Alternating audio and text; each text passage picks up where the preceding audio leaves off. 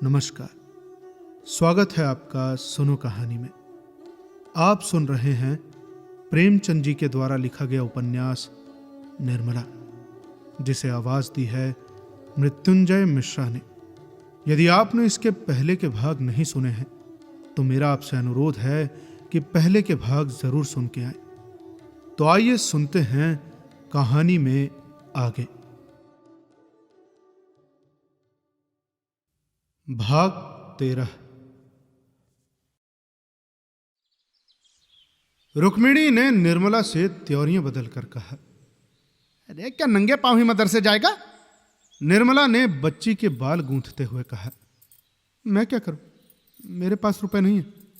रुक्मिणी, गहने बनवाने को रुपए जुड़ते हैं, लड़के के जूते के लिए रुपए में आग लगी जाती है।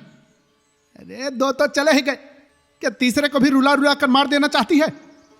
निर्मला ने एक सांस खींचकर कहा, जिसको जीना है जिएगा, जिसको मरना है मरेगा। मैं किसी को मारने जिलाने नहीं जाती। आजकल एक ना एक बात पर निर्मला और रुक्मिणी में रोज ही झड़प हो जाती थी। जब से गहने चोरी गए हैं, निर्मला का स्वभाव बिल्कुल बदल गया है। वो एक एक कौड़ी दांत से पकड़ने लगी है। सियाराम रोते रोते चाहे जान दे दे, मगर उसे मिठाई के लिए पैसे नहीं मिलते। और यह बर्ताव कुछ सियाराम के ही साथ नहीं है। निर्मला स्वयं अपनी जरूरतों को टालती रहती है। धोती जब तक फटकर तार तार न हो जाए, नई धोती नहीं आती। महीनों सिर का तेल नहीं मंगाया जाता। पान खाने का उसे शौक था, मगर कई कई दिन तक पानदान खाली पड़ा रहता है। यहां तक कि बच्ची के लिए दूध भी नहीं आता। नन्हे से शिशु का भविष्य विराट रूप धारण करके उसके विचार क्षेत्र पर मंडराता रहता है। इधर मुंशी जी ने अपने को संपूर्णतया निर्मला के हाथों में सौंप दिया था। उसके किसी काम में दखल नहीं देते। न जाने क्यों उससे कुछ दबे रहते हैं। वह बिना नागा कचहरी जाते हैं। इतनी मेहनत तो शायद उन्होंने जवानी में भी न की थी। आंखें खराब हो गई हैं। डॉक्टर सिन्हा ने रात को लिखने पढ़ने के लिए मुनियत कर दी है। पाचन शक्ति पहले ही दुर्बल थी, अब और भी खराब हो गई है। यहां तक कि दमे की शिकायत भी पैदा हो गई है। पर बेचारे सवेरे से आधी आधी रात तक काम करते रहते हैं। काम करने को जी चाहे या ना चाहे, तबीयत अच्छी हो या ना हो, लेकिन काम करना ही पड़ता है। निर्मला को उन पर जरा भी दया नहीं आती। वही भविष्य की भीषण चिंता उसके आंतरिक सद्भावों का सर्वनाश कर रही है। किसी भिक्षुक की आवाज सुनकर जैसे झल्ला पड़ती है। वो एक कौड़ी भी खर्च नहीं करना चाहती। एक दिन निर्मला ने सियाराम को घी लाने के लिए बाजार भेजा। भूंगी पर उसका विश्वास न था। उससे अब कोई सौदा न मंगाती थी। सियाराम में काट कपट की आदत न थी। औने पौने करना न जानता था। प्रायः बाजार का सारा काम उसी को करना पड़ता। निर्मला एक एक चीज को तौलती। जरा भी कोई चीज तौल में कम पड़ती तो उसे लौटा देती। सियाराम का बहुत सा समय इसी लेट फेरी में बीत जाता था। बाजार वाले उसे जल्दी कोई सौदा भी न देते थे। आज भी वही नौबत आई। सियाराम अपने विचार से बहुत अच्छा घी कई दुकानों से देख कर लाया, लेकिन निर्मला ने उसे सूंघते ही कहा, घी खराब है, लौटाओ। सियाराम ने झुंझला कर कहा, इससे अच्छा घी बाजार में नहीं है, मैं सारी दुकान देख कर लाया हूं। तो क्या मैं झूठ कहती हूं? ये मैं नहीं कहता, लेकिन बनिया अब घी वापस न लेगा। उसने मुझसे कहा था कि जिस तरह देखना चाहो वैसे देखो, माल तुम्हारे सामने है। मोहिनी बट्टे के वक्त में सौदा वापस न लूंगा। मैंने सूंघ कर और चक्कर लिया, अब किस मुंह से लौटाने जाओ? निर्मला ने दांत पीस कर कहा, अरे घी में साफ चर्बी मिली हुई है और तुम कहते हो कि घी अच्छा है। मैं इसे रसोई में न ले जाऊंगी। तुम्हारा जी चाहे लौटा दो, चाहे खा लो। घी की हांडी वहीं छोड़कर निर्मला घर में चली गई। सियाराम क्रोध और शोभ से कातर हो उठा। वो कौन मुंह लेकर लौटाने जाए? बनिया साफ कह देगा, मैं नहीं लौटाता। तो वो क्या करेगा? आसपास के 10-5 बनिए और सड़क पर चलने वाले आदमी खड़े हो जाएंगे और फिर उन सबों के सामने उसे लज्जित होना पड़ेगा। बाजार में यूं ही कोई बनिया उसे जल्दी सौदा नहीं देता। वो किसी दुकान पर खड़ा नहीं होने पाता। चारों ओर से उसी पर लताड़ पड़ेगी। उसने मन ही मन झुंझला कर कहा, पड़ा रहेगी, मैं लौटाने नहीं जाऊंगा। मातृहीन बालक के समान दुखी दीन प्राणी संसार में दूसरा नहीं होता और सारे दुख भूल जाते हैं। बालक को माता याद आई। अम्मा होती तो क्या आज मुझे ये सब सहना पड़ता? भैया चले गए, मैं ही अकेले विपत्ति सहने के लिए क्यों बचा रहा? सियाराम की आंखों में आंसू की झड़ी लग गई। उसके शोक कातर कंठ से एक गहरे निश्वास के साथ मिले हुए ये शब्द निकल आए। अम्मा मुझे भूल गई क्या? क्यों नहीं बुला लेती? सहसा निर्मला फिर कमरे की तरफ आई। उसने समझा था कि सियाराम चला गया होगा। उसे बैठा देखा तो गुस्से में बोली, अरे तुम अभी तक बैठे हो, आखिर खाना कब बनेगा? सियाराम ने आंखें पोंछ डाली। बोला, मुझे स्कूल जाने में देर हो जाएगी। एक दिन देर हो जाएगी तो कौन हर्ज है? ये भी तो घर का ही काम है। रोज तो यही धंधा लगा रहता, कभी वक्त पर स्कूल नहीं पहुंचता, घर पर भी पढ़ने का वक्त नहीं मिलता, कोई सौदा 2-4 बार लौटाए बिना नहीं जाता। डांट तो मुझ पर पड़ती है, शर्मिंदा तो मुझे होना पड़ता है ना, आपको क्या? निर्मला, हाँ मुझे क्या, मैं तो तुम्हारी दुश्मन ठहरी। अपना होता तब उससे दुख होता। अरे मैं तो ईश्वर से मना करती हूँ ना कि तुम पढ़ लिख ना सको। मुझ में तो सारी बुराइयां ही बुराइयां हैं, तुम्हारा कोई कसूर नहीं। अरे विमाता का तो नाम ही बुरा होता है। अपनी माँ विष भी खिलाए तो अमृत है, मैं अमृत भी पिलाऊं तो विष हो जाएगा। तुम लोगों के कारण मैं मिट्टी में मिल गई। रोते रोते यहाँ उम्र कटी जाती है, मालूम ही ना हुआ कि भगवान ने किस लिए जन्म दिया था। और तुम्हारी समझ में मैं विहार कर रही हूँ। अरे तुम्हें सताने में मुझे बड़ा मजा आता है ना। हे भगवान, तुम भी नहीं पूछते कि इस सारी विपत्ति का अंत हो जाता। ये कहते कहते निर्मला की आंखें भर आई, अंदर चली गई। सियाराम उसको रोते देखकर सहम उठा। ग्लानि तो नहीं आई, पर शंका हुई कि न जाने कौन सा दंड मिले। चुपके से हांडी उठा ली और घी लौटाने चला, इस तरह जैसे कोई कुत्ता किसी नए गांव में आ जाता है। उसे देखकर साधारण बुद्धि का मनुष्य भी अनुमान कर सकता था कि वो अनाथ है। सियाराम ज्यों-ज्यों आगे बढ़ता था, आने वाले संग्राम के भय से उसकी हृदय गति बढ़ती जाती थी। उसने निश्चय किया कि बनिया ने घी न लौटाया तो वो घी वहीं छोड़कर चला आएगा। झक मारकर बनिया आप ही बुलाएगा। बनिया को डांटने के लिए उसने शब्द भी सोच लिए थे। वो कहेगा, क्यों साहू जी, आंखों में धूल झोंकते हो, दिखाते हो चोखा माल और देते हो रद्दी माल।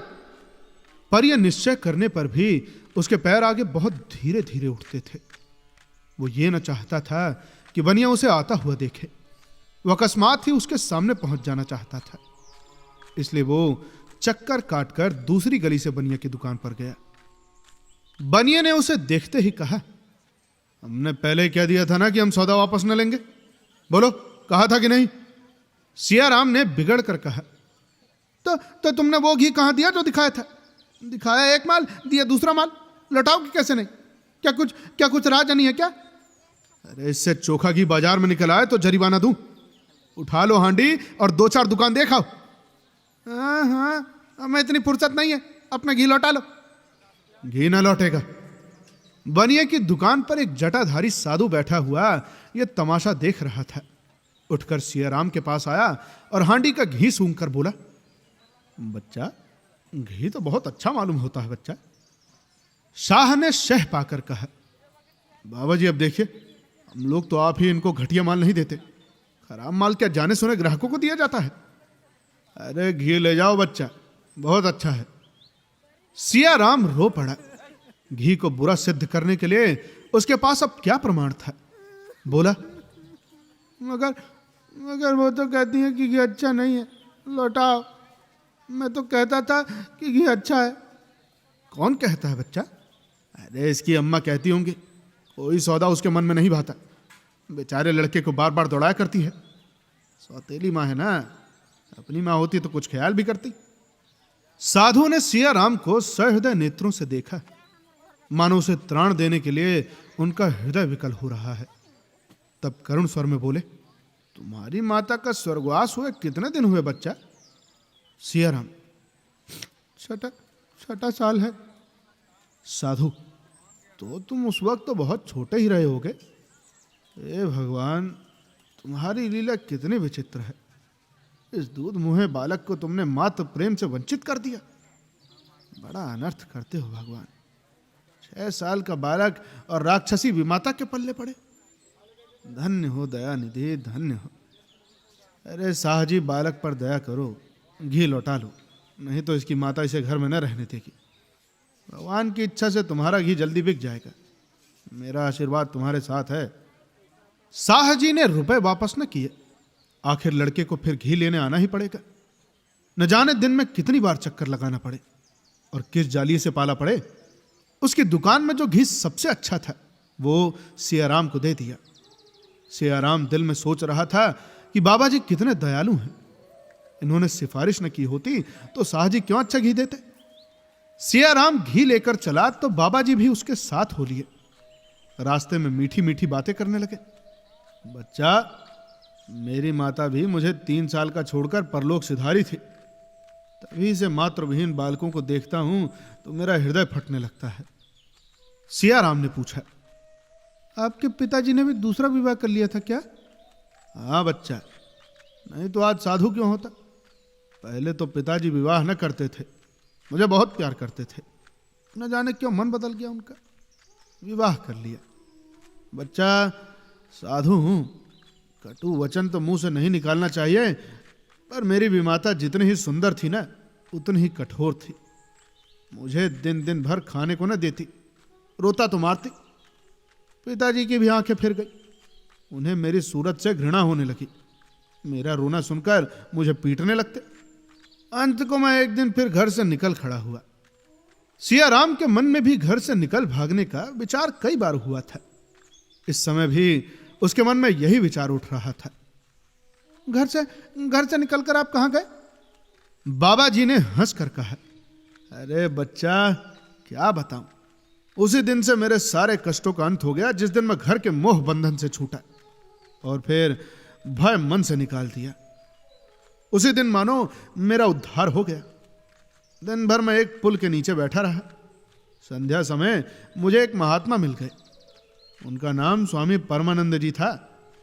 वे बाल ब्रह्मचारी थे। मुझ पर उन्होंने दया की और अपने साथ रख लिया। उनके साथ मैं देश देशांतरों में घूमने लगा।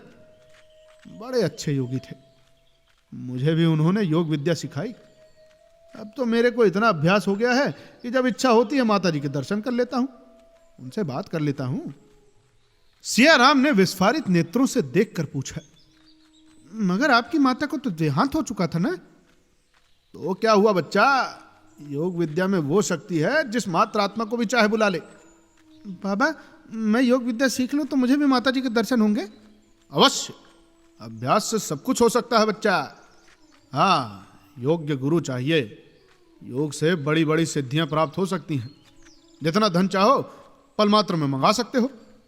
कैसी ही बीमारी हो उसकी औषधि बता सकते हो। बाबा, आपका स्थान कहाँ है? बच्चा, मेरा तो कोई स्थान नहीं है। देश देशांतरों में रमता फिरता हूं। अच्छा बच्चा, अब तुम जाओ, मैं जरा स्नान ध्यान करने जाऊंगा। चलिए ना बाबा, मैं भी उसी तरफ चलता हूं। आपके दर्शन से जी नहीं भरा। नहीं बच्चा, तुम्हें पाठशाला जाने की देरी हो रही होगी। अच्छा बाबा, फिर आपके दर्शन कब होंगे? कभी आ जाऊंगा बच्चा। अच्छा, तुम्हारा घर कहाँ है? सियाराम प्रसन्न होकर बोला, चलिएगा मेरे घर, बहुत नजदीक है। आपकी बड़ी कृपा होगी बाबा। सियाराम कदम बढ़ाकर आगे आगे चलने लगा। इतना प्रसन्न था मानो सोने की गठरी लिए जाता हो। घर के सामने पहुंचकर बोला, आइए बाबा, बैठिए ना कुछ देर। नहीं बच्चा, बैठूंगा नहीं, फिर कल परसों किसी समय आ जाऊंगा। यही है ना तुम्हारा घर? अच्छा बाबा, कल किस वक्त आइएगा? निश्चय नहीं कह सकता, किसी समय आ जाऊंगा। साधु आगे बढ़े तो थोड़ी ही दूर पर उन्हें एक दूसरा साधु मिला। उसका नाम था हरिहरानंद।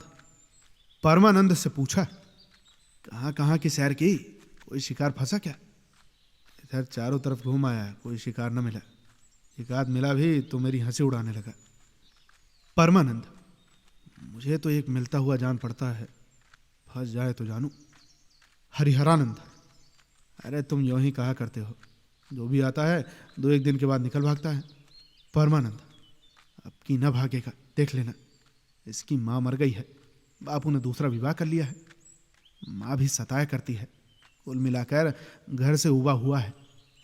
हरिहरानंद, हाँ, खूब अच्छी तरह। यही तरकीब सबसे अच्छी है। पहले इसका पता लगा लेना चाहिए कि मोहल्ले में किन किन घरों में विमाताएं हैं। उन्हीं घरों में फंदा डालना चाहिए। सियाराम घर पहुंचा तो निर्मला ने बिगड़ कर कहा, इतनी देर कहां लगाई? सियाराम ने ढिठाई से कहा, रास्ते में एक जगह सो गया था। अरे ये थोड़ी कहती हूं, पर जानते हो क्या बच गए हैं? 10 कभी के बच गए। अब बाजार कुछ दूर भी तो नहीं है। हाँ, कुछ दूर थोड़ी है, दरवाजे पर ही तो है। अरे सीधे से क्यों नहीं बोलते भाई? इतना बिगड़ रहे हो जैसे मेरा ही कोई काम करने गए हो। तो आप व्यर्थ की बकवास क्यों करती हैं? लिया सौदा लौटाना क्या आसान काम है? बनिए से घंटों हुज्जत करनी पड़ती है। ये तो कहो एक बाबा जी ने कह सुनकर फिरवा दिया, नहीं तो किसी तरह न फेरता। रास्ते में कहीं 1 मिनट भी ना रुका हूं, सीधा चला आता हूं। अरे घी के लिए गए तुम 11 बजे लौटे हो, लकड़ी के लिए जाओगे तो सांझ ही कर दोगे। तुम्हारे बाबूजी बिना खाए ही चले गए। तुम्हें इतनी देर लगानी थी तो पहले ही क्यों ना कह दिया। जाते हो लकड़ी के लिए? सियाराम अब अपने को संभाल न सका, झल्ला कर बोला, लकड़ी किसी और से मंगाइए, मुझे स्कूल जाने को देर हो रही है। खाना न खाओगे? न खाऊंगा। मैं खाना बनाने को तैयार हूं, हाँ, लकड़ी लाने नहीं जा सकती। भूंगी को क्या नहीं भेज दी? अरे भूंगी का लाया सौदा तुमने कभी नहीं देखा है क्या? तो मैं इस वक्त नहीं जाऊंगा। देख लो, फिर मुझे दोष न देना। सियाराम कई दिनों से स्कूल नहीं गया था। बाजार हाट के मारे उसे किताबें देखने का समय ही न मिलता था। स्कूल जाकर झिड़कियां खाने से, बेंच पर खड़े होने या ऊंची टोपी देने के सिवा और क्या मिलता? वो घर से किताबें लेकर चलता, पर शहर के बाहर जाकर किसी वृक्ष की छां में बैठ जाता या पलटनों की कवायद देखता और फिर 3 बजे घर लौट आता। अब भी वो घर से चला, लेकिन बैठने में उसका जी न लगा। उस पर आंतें अलग जल रही थी। हाँ, अब उसे रोटियों के भी लाले पड़ गए। 10 बजे क्या खाना न बन सकता था? माना कि बाबूजी चले गए थे, क्या मेरे लिए घर में 2-4 पैसे भी न थे? अगर यही अम्मा होती तो क्या इस तरह बिना कुछ खाए पिए जाने देती? मेरा अब कोई नहीं रहा। सियाराम का मन बाबा जी के दर्शन के लिए व्याकुल हो उठा। उसने सोचा, इस वक्त वो कहां मिलेंगे, कहां चलकर देखो। उनकी मनोहर वाणी, उनकी उत्साहप्रद सांत्वना उसके मन को खींचने लगी। उसने आतुर होकर कहा, भला मैं उनके साथ ही क्यों न चला गया? घर पर मेरे लिए क्या रखा था? वो आज यहां से चला तो घर न जाकर सीधे घी वाले साह जी की दुकान पर गया। शायद बाबा जी से वहां मुलाकात हो जाए, पर बाबा जी वहां न थे। बड़ी देर तक खड़ा खड़ा लौट आया। घर आकर बैठा ही था कि निर्मला ने आकर कहा, आज देर कहां लगाई? सवेरे खाना नहीं बना क्या? इस वक्त भी उपवास होगा? जाकर बाजार से कोई तरकारी लाओ। सियाराम ने झल्ला कर कहा, दिन भर का भूखा चला आता हूं, कुछ पानी पीने तक को लाई नहीं, ऊपर से बाजार जाने का हुक्म दे दिया। मैं नहीं जाता बाजार, किसी का नौकर नहीं हूं। आखिर रोटियां ही तो खिलाते हो या और कुछ? अरे ऐसी रोटियां जहां मेहनत करूंगा वहीं मिल जाएंगी। जब मजदूरी ही करनी है तो आपकी ना करूंगा। जाइए, मेरे लिए खाना मत बनाइए। निर्मला अवाक रह गई। लड़के को आज क्या हो गया? और दिन तो चुपके से जाकर काम कर लाता था, आज किन त्योरियां बदल रहा है? अब भी उसको यह ना सूझा कि सियाराम को 2-4 पैसे कुछ खाने को दे दे। उसका स्वभाव इतना कृपण हो गया था। बोली, अरे घर का काम करना तो मजूरी नहीं कहलाती। इसी तरह तो मैं भी कह दूं कि मैं खाना नहीं पकाती, तुम्हारे बाबूजी कहते हैं कि कचहरी नहीं जाता, तो क्या हो बताओ? नहीं जाना चाहते तो मत जाओ, भूंगी से मंगा लूंगी। मैं क्या जानती थी कि तुम्हें बाजार जाना बुरा लगता है? नहीं तो बला से धेले की चीज पैसे में आती, तुम्हें ना भेजती। लो भाई, आज से कान पकड़ती हूं। सियाराम दिल में कुछ लज्जित तो हुआ, पर बाजार न गया। उसका ध्यान बाबा जी की ओर लगा हुआ था। अपने सारे दुखों का अंत और जीवन की सारी आशाएं उसे अब बाबा जी के आशीर्वाद में मालूम होती थी। उन्हीं की शरण जाकर उसका यह आधारहीन जीवन सार्थक होगा। सूर्यास्त के समय वो अधीर हो गया। सारा बाजार छान मारा, लेकिन बाबा जी का कहीं पता ना मिला। दिन भर का भूखा प्यासा वो अबोध बालक दुखते हुए दिल को हाथों से दबाए आशा और भय की मूर्ति बना। दुकानों, गलियों और मंदिरों में उस आशय को खोजता फिरता था जिसके बिना उसे अपना जीवन दुस्सह हो रहा था। एक बार मंदिर के सामने उसे कोई साधु खड़ा दिखाई दिया। उसने समझा कि वही है। हर्षोल्लास से वो फूल उठा, दौड़ा और साधु के पास खड़ा हो गया। पर वो तो कोई और ही महात्मा थे। निराश होकर वो आगे बढ़ गया। धीरे धीरे सड़कों पर सन्नाटा छा गया। घरों के द्वार बंद होने लगे। सड़क की पटरियों पर और गलियों में बंस खटे या बोरे बिछा बिछा कर भारत की प्रजा सुख निद्रा में मग्न होने लगी। लेकिन सियाराम घर न लौटा। उस घर से उसका दिल फट गया था जहां किसी को उससे प्रेम न था, जहां वो किसी पराश्रित की भांति पड़ा हुआ था, केवल इसीलिए कि उसे और कहीं शरण न थी। इस वक्त भी उसके घर न जाने की किसे चिंता होगी। बाबूजी भोजन करके लेटे होंगे, अम्मा जी भी आराम करने जा रही होंगी, किसी ने मेरे कमरे की ओर झांक कर देखा भी ना होगा। हाँ, बुआ जी घबरा रही होंगी, वो अभी तक मेरी राह देखती होंगी। जब तक मैं न जाऊंगा भोजन न करेंगे। रुक्मणी की याद आते ही सियाराम घर की ओर चल दिया। वो अगर और कुछ न कर सकती थी तो कम से कम उसे गोद में चिमटा कर रोती थी। उसके बाहर से आने पर हाथ मुंह धोने के लिए पानी तो रख देती थी। संसार में सभी बालक दूध की कुल्लियां नहीं करते, सभी सोने के कौर नहीं खाते, कितनों को पेट भर भोजन भी नहीं मिलता। पर घर से विरक्त वही होते हैं जो कि मात्र स्नेह से वंचित हैं। सियाराम घर की ओर चला ही था कि सहसा बाबा परमानंद एक गली से आते निकले दिखाई दिए। सियाराम ने जाकर उनका हाथ पकड़ लिया। परमानंद ने चौंक कर पूछा, अरे बच्चा, तुम यहां कहां? सियाराम ने बात बनाकर कहा, वो एक दोस्त से मिलने आया था। आपका स्थान यहां से कितनी दूर है? बच्चा, हम लोग तो आज यहां से जा रहे हैं, हरिद्वार की यात्रा है। सियाराम ने हतोत्साह होकर कहा, तो क्या आज ही चले जाइएगा? हाँ बच्चा, अब लौट कर आऊंगा तो दर्शन दूंगा। सियाराम ने कातर कंठ से कहा, मैं भी आपके साथ चलूंगा। मेरे साथ? तुम्हारे घर के लोग जाने देंगे बच्चा? घर के लोगों को मेरी क्या परवाह है। इसके आगे सियाराम और कुछ न कह सका। उसके अश्रुपूरित नेत्रों ने उसकी करुणा गाथा उससे कहीं विस्तार के साथ सुना दी जितने उसकी वाणी कह सकती थी। परमानंद ने बालक को कंठ से लगाकर कहा, अच्छा बच्चा, जब तेरी इच्छा है तो चल, साधु संतों की संगति का आनंद उठा। भगवान की इच्छा होगी तो तेरी इच्छा भी पूरी होगी। दाने पर मंडराता हुआ पक्षी अंत में दाने पर गिर पड़ा। उसके जीवन का अंत पिंजरे में होगा या ब्यात की छुरी के तले, ये भला कौन जानता है। अब कहानी में आगे क्या होता है ये जानने के लिए जुड़े रहिए सुनो कहानी के साथ। और अगर कहानी अच्छी लगी हो तो शेयर करें अपने दोस्तों और फैमिली के साथ।